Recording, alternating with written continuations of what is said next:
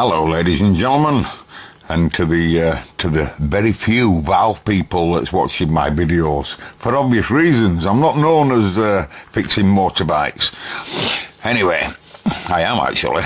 Well, not a long time ago, but anyway, we'll go into that. I used to love motorbikes. Please, as you can see, it's very much different, and I very quickly realised that instead of trying to clean these resistors, if you just lift them upside down, you can get a lovely shot of them. I'm not on about for you. I'm on about for the quick reference of logging the resistors down. You know, I've had that for yonks. Must have got it when I was probably 17, 18. No older than 20, and I've had it yonk. But it, you know, it's I get mixed up with some of them.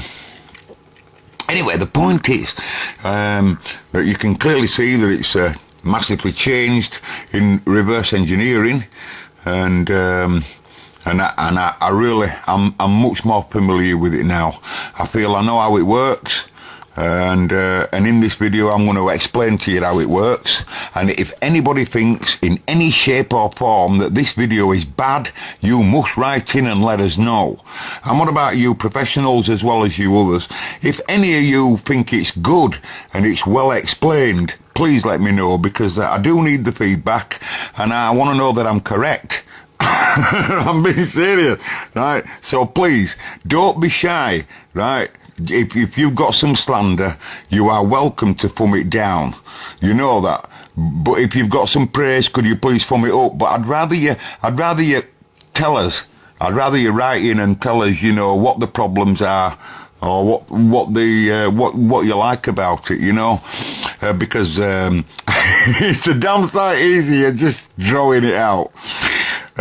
Anyway, you can see, ladies and gentlemen, for those viewers I have, that that was the last diagram I think you saw. That's just a wiring diagram of what I thought were going on. I'm correcting everything so far from what I believe.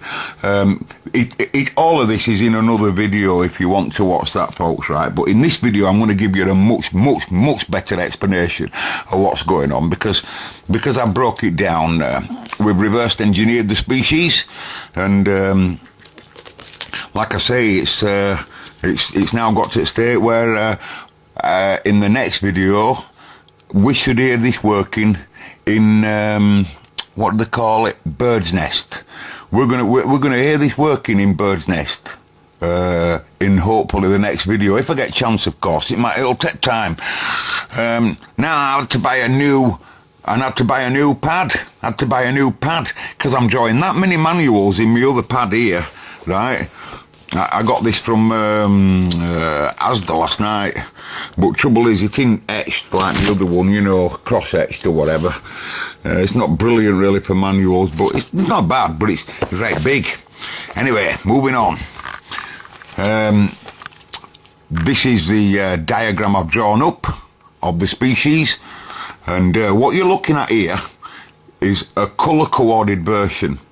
Please don't take any colours for what you think that these wires are carrying. Remember, anybody can use any colour they want, and I have done that, and I've mainly done it for a reason, so that I don't have to cross terminals like you see this. Can you see this? So that I've had to come out, you know, with my diagram and then cross it and then come back. I use it all the time. That's a common method, and I use it all the time, but in this case, to try and cram it up a space, I thought I'd just use colours, so that you can clearly see that the anode, for example, at EL84, and you can clearly see where it goes. Right, now I'm going to explain to you what's going on in my understanding of it, and you're also going to notice quite a lot of detail here, right? So for those of you that's bored of detail, like, you might want to switch off at this point, because it is all talk in this video. There's no electrical test equipment to see, there's no note, but there will be soon. There will be soon. There will be soon. Right, ladies and gentlemen, where do I start? Let's start at the very beginning. Right, what you see here is only one amplifier. right? So even though the amplifier that I'm working on here is a stereo amplifier, i.e. 2 finals there, as you know, and 1 driver amplifier, for reference, as I said in the other video, all we've got to do is make sure that they are symmetrical, i.e. the PAs, and what's going on in the preamp here regarding the ins and outs and supply, everything, right? So that's been brought down now to my understanding, and I've now only drawn the 1 amplifier because they're both symmetrical, and I've only drawn the 1 amplifier here because remember this is a double triode, ECC 83 EL84, right? But I've had to add some very serious connections, right, for very good reason, right? Very, very good reason. Now, so we don't see the power supply here because the power supply will be in another diagram at a later date. It's very simple as the power supply. So all you'll see from power supply is heater supply, high tension, and another high tension, and a ground. That's all you're going to be getting from coming inwards at this end. But the important connections is, believe it or not, the crucial important connection is this fella.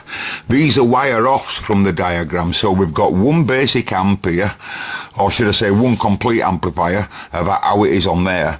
And this wire is a very important wire because of this 15k resistor. Now when I power this up, I'll explain in a minute what's going on, but when I power this up, I'm going to have to be quite careful, and I'm going to have to be monitoring voltages immediately. Not just because I'm just built it, but because of this 15k resistor. Why? Well, I'll tell you why, folks. It's because the power supply comes in here on the red, and it would normally drive both the transformers, right? But in this is only 1 amp, right? So power supply comes in on red and feeds this, what looks like probably the centre tap, right? It's probably that what it is, but we won't know until I get a diagram of this transformer properly, like I say in other video, you know. But so that's 2 positives. It would be, one goes to other, right? And it's continuous, if you like. And this fella here is. So when he comes down, I'll explain all this in a minute, but when he comes in here and he goes through this 15k, he's actually setting the voltage for both the preamps. And in this amplifier, you're only going to see 1/2 of that valve. So theoretically, that value there, it will be wrong. It will be wrong. It's correct in that circuit because it's running 2 amplifiers at the preamp stage, but in this circuit this is only mono, so that resistor will probably be wrong, and I'll easily find out that because when I wake it up I'll be monitoring this like no tomorrow and what's coming down this anode here to drive this tube. Okay, that's important, right? And the other 2 guys here have put balance control. I'll explain them later. They're outputs to other channel, but they're only balance. Okay, so what's going on and how does it work? Let's start at the very beginning. Right, audio comes in here, whether it be a CD player in my case, or a radio tuner, or a tape deck, Revox B77 Mark 7. That's a new model, by the way. Right, and the reason why you see the round circle and that ground part is because everything here has got to be screen cable by law. The police will take you away otherwise, because you're dealing with the preamp stage audio. This is quite an high gain amplifier. This is the ECC 83, but you're only looking at 1/2 of it, and of course this is a complete EL84, right? Completely. That's why it says number 1, because it's only one of the EL84s, of course, right? So anyway, audio comes in on screen cable, and the first thing it does is go to one end of the volume control. Now you'll notice that on this it's a different volume control than most. You can see it in another video for those that don't know, but it has got 4 tappings, and one of them is a centre tap to the centre carbon track. So there's the carbon track going across, that's the wiper part, and that's the centre tap, and that is how it connects. So so audio comes in on the green, goes into one end, into this 100 mega ohm, and then straight across to this 62, up to this cap which has not been measured yet. No caps have been measured as yet. And then and that's to ground at that end, well screened. Both of these, that's coax, and that's a good ground on it, right?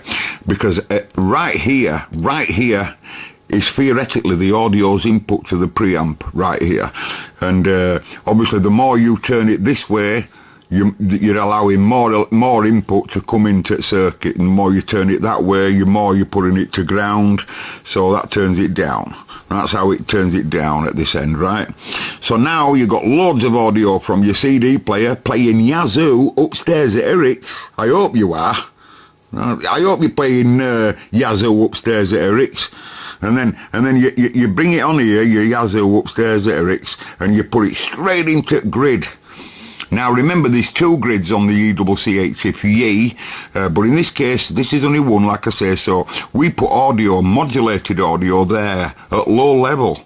But because, as I said in another video there, because if we heat up the heater, we can allow the electrons to flow, right? So I'll explain this heater connection because it's different on here, but anyway, so now the tube's heated up, and this is the cathode. That's the heater. This is the cathode, and the cathode is strapped to deck, known as strapped to deck, with this 2.2 blah blah blah and this cap here. Now basically what that's doing, that capacitor, because of the voltage that's coming in at this end and the heater supply, everything all has an effect, but this basically is setting the state of the amplification. It's setting the region of the amplification, and what we call a region, and basically it's that, if you like, that the amplifier's got something to argue against, right? You know, where, because you know you need two parts to a circuit, if you like, and that's the what I call the that's the back end of the controlling the resistance, correct, to keep it in right region. They're very much like a semiconductor at that state. So you've got modulated audio here playing Yazoo, and we've heated the tube up, and the cathode there sets the state, if you like, and then because we've got high level DC supply, forget this, I'll explain it all later. We just look at the continuous. We've got high level DC coming in, go through that 15k, which, like I said, should normally drive 2 preamps, but hey, so it comes through there, the 15k, then it gets cleaned up a little bit here, like a bit of a reservoir. That's what this polarized cap's for. So as the voltage comes in here, it gets like you know, just like a reservoir, like I say, or maybe some extra filtering as well. Then has to go through this 220k, and then it goes straight down. Forget them that's coming off. It goes straight down the orange and feeds the anode of the ECC83. So that's what we call the DC state. That's the DC state that's set for the valve. It doesn't alter. That's how it is all the time by law. That doesn't change unless something goes wrong, right? Now the heater supply, I must go to this first now, because the heater supply on this tube, the ECC8, this is not the case for him, but on this fella, the heater can run at either AC or DC, and it can also run at 12 volts or 6.3, 12 point whatever, 12.6 or whatever, and 6.3, right? And for that, there's 3 connections. You've got pins 4 and 5 and pins 9. Pins 9 on an ECC83 is known as the common, or a centre tap, because depending how you connect it is how that heater supply will be, whether it be 6 or 12, you see. So in this case, they'll be grounding. Sorry, they'll be yeah, I think the grounding pins 4 and 5 and feeding supply to 9. But the heater chain isn't drawn in, as you know, because it's not important. It is important, but we could be seriously changing that heater supply. But all we need to know is the heater's there, right? So you've got your 6.3 in my case, right? Because that's what it is in there, I think. And then E, then, he then has set the state. He's set the state for that preamp now. So the preamp now, believe it or not, is amplifying now. So now we're going to talk about the audio coming off. This is just a very simple tone control, and you'll notice I've only drawn one because it's identical happening on the other side of the ECC83. So audio is actually here. Even though that's the DC supply, it's still audio as well, because now all electrons are flowing, and the modulated electrons, because that's what they are now, they've modulated that, and all of that now is modulated, right? So now you've got modulated audio, comes off. But remember, you just heard my lips say there's loads of voltage coming down there. Well, you can't allow loads of voltage into the next stage, so we capacitively block it by Tony. He's a very crucial cap. I nearly forgot him. So what happens now is audio gets derived off, because that cap will be the value, just enough to derive the audio. And oh, sorry, I'm here on tone. So audio comes off, a snip of audio comes off in this case on tone. And capacitively coupled, no DC will pass, right? And E then shunts it to ground via the wiper of that variable resistor. So as you turn it more and more to that end, it alters tone, and as you turn it more and more to this end, it's grounding this cap. Excuse me, altering tone again. One will be bright and one will be dull, you know, like that. The audio obviously comes off now at the same point. So regarding driving the next amplifier, him. So this is the audio part. He comes off, direct connection, capacitively coupled again, working the same way, except now he's going to drive that next stage. He goes through the balance control, again the resistors aren't wrote down, but they will be. He goes through balance control and shunted through that 150 to ground, right? Right, now remember, this is a balance control, and this is why it was important for me to draw the two, so that, because if you look at one end of the resistor, it's 150 to deck, and if you look at the other balance control, which is driving the other channel, which you can see is not connected, right, as he swings this way, he's got his same resistor to ground. So theoretically, as the two wipers move together and the balance control, when it moves to one end, in this case, because we've only drawn this amplifier, so this wiper's being used, so as it comes more or less to this end, he turns down, but at the same point the other one turns up.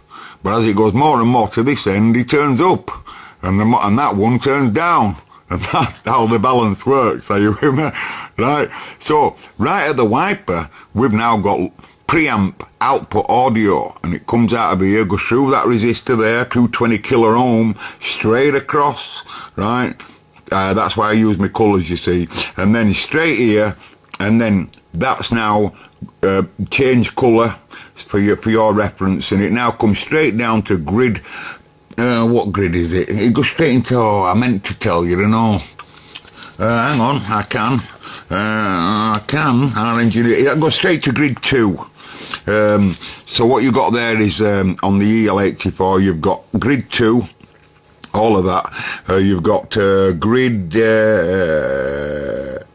sorry, that's grid 1, what am I on about? That's grid 1, all of that goes, so the input goes to grid 1, and that's grid 2, that one's grid 2, and that one's grid 3. But you'll notice grid 3 is controlled with the cathode, the direct connect, that's inside the EL84, but that's how they are. So no one takes control of grid 3 apart from what you're doing here at the cathode. That's why they call it KG3, right? K because it's a cathode, right? And obviously grid, G for the grid, and number 3 because it's at the top, right?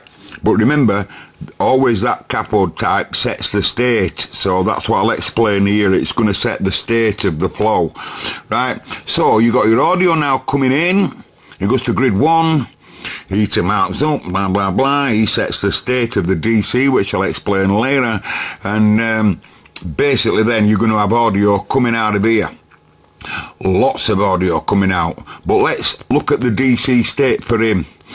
As I said, when the DC comes in here, has to pass through that 15 and then into that, and he sets the state. That's why you see the EWC83 preamp tubes running cooler. And the reason being is because the voltage gets reduced quite considerably here. And it's because he's not doing nowhere near as much hard work. But this fella, the output tube, EL84, he's got to drive into that transformer and make this speaker do some work here. And he's doing the work, you see. So he has to have a different supply coming up at a different place. So he gets his supply direct from the orange, and it's the straight connection, and it comes straight down there into grid, and forgotten it again now myself, grid 2. And it directly connects to grid 2, right, as you can see, which is pin 9 for your interest. Right, now then, so he's giving it full supply, loads of supply. We've heaters up. The cathode state is controlled by the feedback. So in this case, right, the cathode is waiting for audio, if you like, to be made. So audio comes in, blab on the blue, right, he's supplying it, and then electrons start to flow because the heater. So we get some audio now coming in here at eye level, where when Tony turns his Yazoo up, right, now audio comes in here on the green on the transformer, and as the transformer, the speaker outputs are here. This is the negative at one end. It comes into negative at speaker. Notice how I've drawn a coil for you, right? And the positive at speaker's coming at other end, and he goes straight into the speaker to drive it. But also direct connection comes off here, is this, and this is known as the feedback. And this is going to control the cathode of the output tube for us.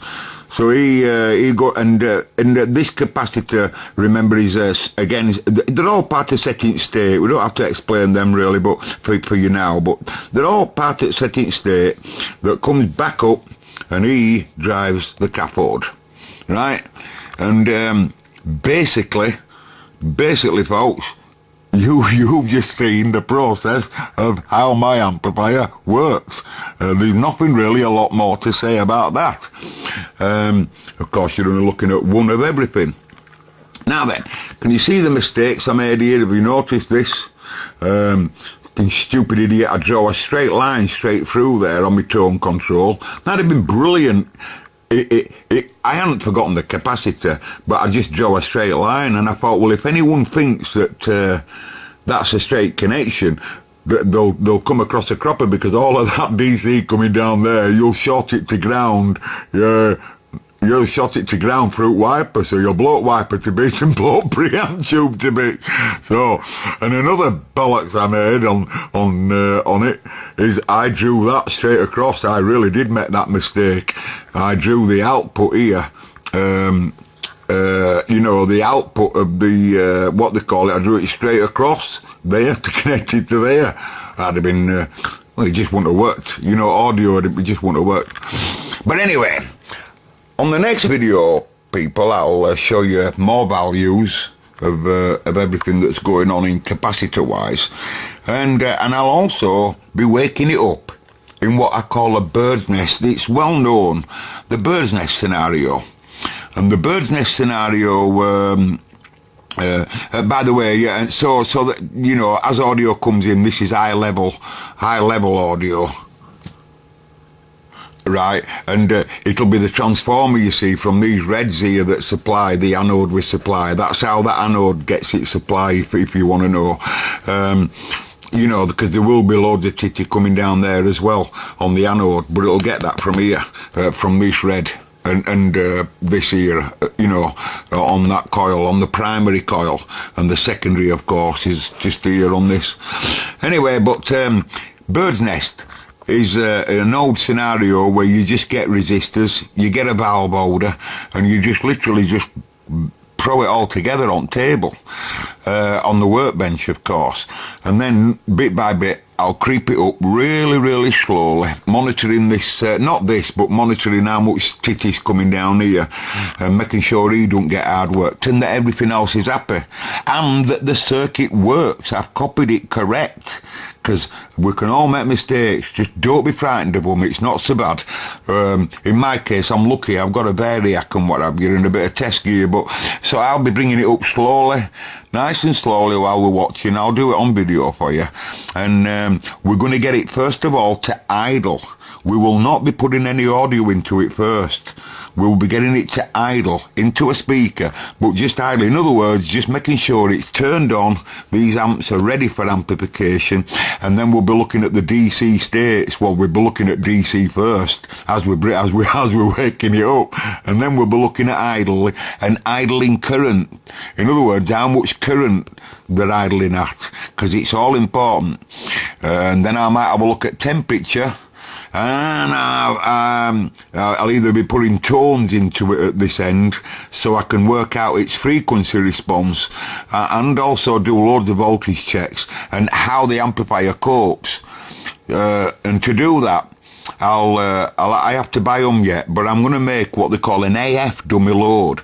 I've got one in the workshop, I've got several, but really I'd like to have a proper made one that's 4 ohm, 8 ohm and 16 ohm stereo with outputs on that can drive a meter perhaps, that can read watts.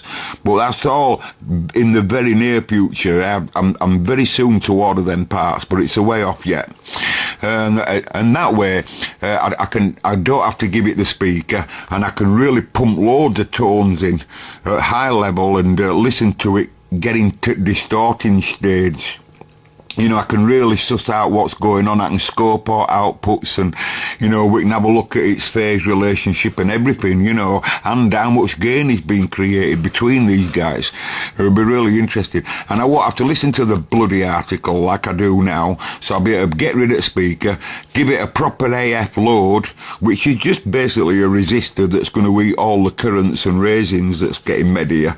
I won't have to listen to it, and the resistor is set perfectly to eat all of that load and dissipate the heat, because it'll make some heat. And my AF amp, or my AF dummy load, will probably be about 40 watt per channel. That's all I need, about 40 watt per channel. Right, so folks, that's about it. So I didn't have any Tipex, by the way. Oh, what a bollocks. I mean, alright, what are you going to do now? Go up into the loft. You've got some paint up in loft, old lad. You've got some paint up in loft. But what if it's gloss? It'll take 4 days to dry. Goes up into the loft. Is it really worth it? Yeah, it's worth it. Go up into the loft. Goes up into the loft, find some paint. Not gloss. Oh, I did find gloss. I was looking for matte.